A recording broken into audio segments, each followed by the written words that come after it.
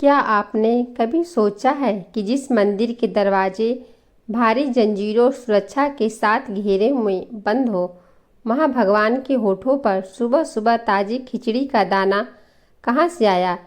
ये कोई कहानी नहीं, बल्कि जगन्नाथ मंदिर का वो रहस्य है जिसने राजा से लेकर पुजारी तक सबकी रूह कपा दी थी। घोर अंधेरा जगन्नाथ मंदिर में सिर्फ कुछ दियों की टिमटिमाती रोशनी गर्भगृह में पसरी खामोशी को तोड़ रही है। मुख्य पुजारी परंपरा के अनुसार भगवान जगन्नाथ की मूर्ति को जगाने और स्नान कराने के लिए प्रवेश करते हैं। दिए की रोशनी में भगवान का मुस्कुराता चेहरा चमकता है। राजेंद्र जी की आंखें रोज की तरह श्रद्धा से झुक जाती हैं, लेकिन आज कुछ अलग है। उनकी नज़र भगवान के होठों के कोने पर अटक जाती है। वहाँ कुछ पीला सा लगा है, दाल और चावल का एक दाना। ये क्या है? वे करीब जाकर देखते हैं। यह खिचड़ी का दाना है। भगवान के गालों पर भी हल्के पीले दाग हैं, जैसे किसी बच्चे ने जल्दबाजी में खाकर हाथ पोंछ लिए हो। राजेंद्र जी का दिल बैठ जाता है। मंदिर में खिचड़ी का भोग तो शाम को लगता है, सुबह तो बिल्कुल नहीं, और गर्भगृह में उनके अलावा किसी को आने की इजाज़त नहीं। यह अपवित्रता है या कोई चमत्कार? भक्ति जब सारे नियम तोड़ देती है, भगवान भी अपने नियम तोड़ देते हैं। यह कहानी किसी भक्त की नहीं, बल्कि उस माँ की है जिसके लिए भगवान ने अपना सिंहासन छोड़ दिया। जरा सोचिए, भगवान के होठों तक खिचड़ी कैसे पहुँची? कौन था वो जो जगन्नाथ के द्वारों के पार पहुँच गया? तारीख याद नहीं, पर माहौल आज भी वैसा ही है। मुख्य पुजारी राजेंद्र जी जब गर्भगृह में घुसे तो उनके हाथ से पूजा की थाली गिरते गिरते बची। भगवान जगन्नाथ मुस्कुरा रहे थे, पर उनके गालों पर पीले दाग थे, जैसे किसी बच्चे ने अभी अभी खिचड़ी खाई हो। मंदिर में सन्नाटा छा गया। राजा गजपति ने आदेश दिया, सुरक्षा दोगुनी कर दो, एक परिंदा भी अंदर न जा पाए। वहीं मंदिर से दूर एक छोटी सी झोपड़ी में कर्माबाई नाम की एक बूढ़ी माँ रहती थी। उनके लिए जगन्नाथ ब्रह्मांड के स्वामी नहीं, बल्कि उनका लाला छोटा बच्चा था। वह बिना नहाए, बिना मंत्र पढ़े, बस प्रेम में डूबकर खिचड़ी बनाती और कहती, ले मेरे बच्चे खा ले, कहीं तुझे भूख न लग जाए। एक दिन एक साधु वहाँ से गुजरे। उन्होंने कर्माबाई को डांटा, पाप लगेगा देवी, बिना स्नान किए, बिना नियमों के भगवान को भोग, शास्त्र इसके खिलाफ है। बेचारी माँ डर गई। अगले दिन वो नहाने गई, पूजा की और नियम निभाने लगी। पर जानते हैं क्या हुआ? उधर मंदिर में भगवान की मूर्ति रोने लगी।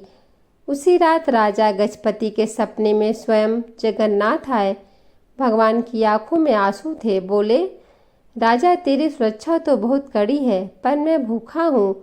मेरी माँ कर्मा को किसी ने नियमों के जाल में फंसा दिया है। अब वो नहला धुलाकर भोग बनाती हैं, तब तक मुझे यहाँ मंदिर आने की देर हो जाती है। मैं जल्दी जल्दी खाकर भागता हूँ, इसलिए मुंह पर खिचड़ी लगी रह जाती है। राजा की आंखें खुल गई। वे नंगे पांव कर्माबाई की झोपड़ी की ओर भागे।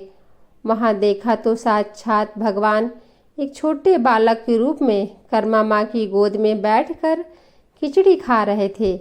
आज भी जगन्नाथपुरी में सबसे पहले 56 भोग नहीं, बल्कि कर्माबाई की बाजरे की खिचड़ी का भोग लगता है।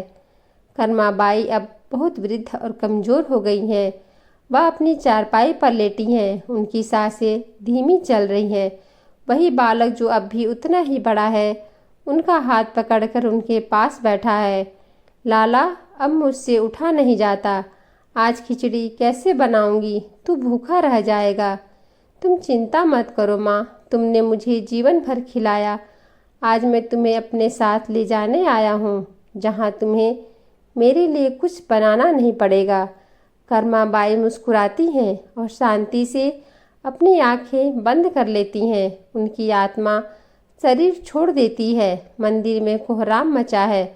भगवान जगन्नाथ की मूर्ति की आंखों से अविरल आंसू की धारा बह रही है। पत्थर की मूर्ति रो रही है। राजा गजपति और राजेंद्र पुजारी भागे भागे आते हैं।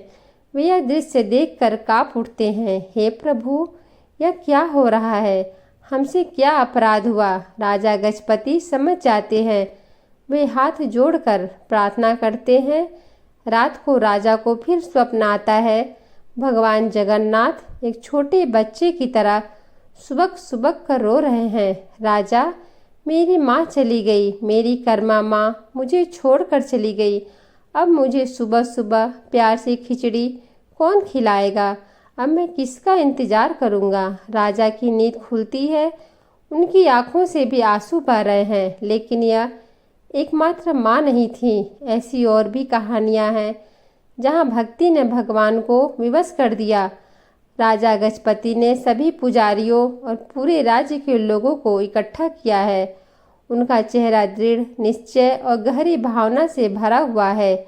आज से इस सृष्टि के अंत तक भगवान श्री जगन्नाथ को अर्पित होने वाले 56 भोग से भी पहले सबसे पहला भोग मेरी माँ भगवान की माँ कर्मा बाई के नाम से बाजरे की खिचड़ी का लगाया जाएगा, ताकि मेरे प्रभु को कभी यह ना लगे कि उनकी माँ उन्हें छोड़कर चली गई हैं।